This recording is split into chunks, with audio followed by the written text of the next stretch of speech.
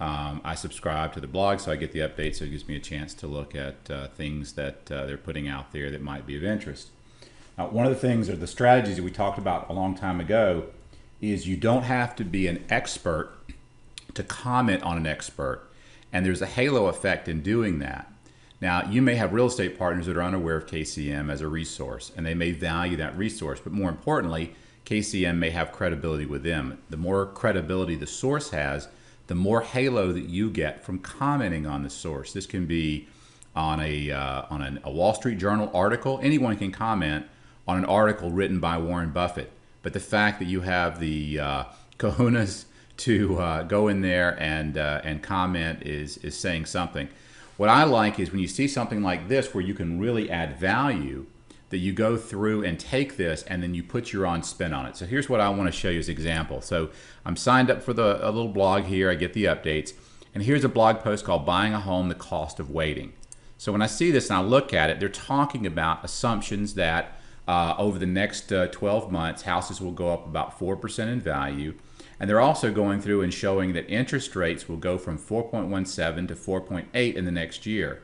So they're showing a difference in monthly payment of $145.42. That's on a $250,000 home, on a $500,000 home, $291.92, right? So what I would do and the way I would approach something like this is I would send out an email to my database of partners saying you may be aware of Keeping Current Matters. It's a wonderful resource for realtors I wanted to share. But I was reading a recent article where I thought it was interesting that they looked at the cost of waiting over time. In this case, their example showed $145 per month or $291 per month. Well, what if you just waited 1 year and then bought your house? What would that look like over time? See, so you're going through and you're now adding to the value that that person would receive. And you might come in. So what I did is I took new buyer purchase, cost of waiting on 250. And all I did was,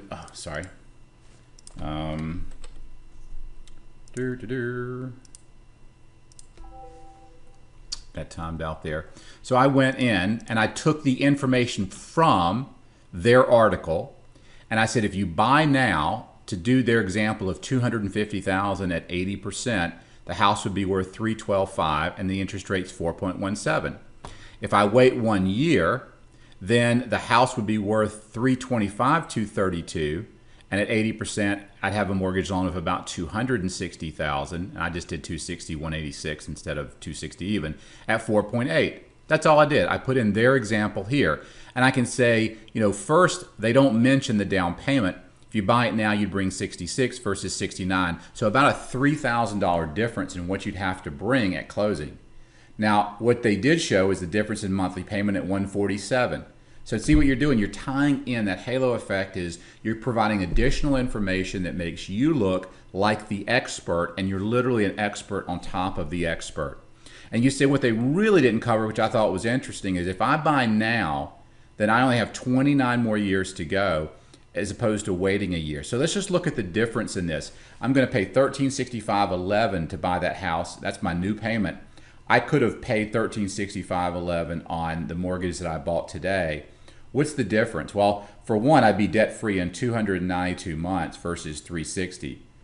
For example, at the end of 29 years, my mortgage is paid off, and I've already been able to save an additional $76,000 over that time period, whereas here at 29 years, I still owe $15,960 at that point. So you can see the difference here. What's the real wealth cost for this person? It's going to cost them $54,000. So KCM does a great job of explaining that the payment will be an extra $147 a month. But what they don't really talk about is the impact over time. The bigger impact is that they're going to save $54,000 in this case by buying now versus buying in the future. So I just wanted to share that with you as a partner so that you know that if you've got someone that's in that situation, that you might use a resource like KCM to share the idea. I can actually provide you real numbers to help you understand the impact of that particular decision.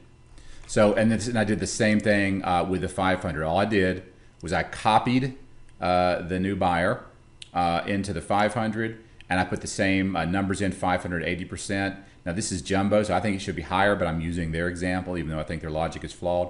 129 versus 100, so $20,000 difference.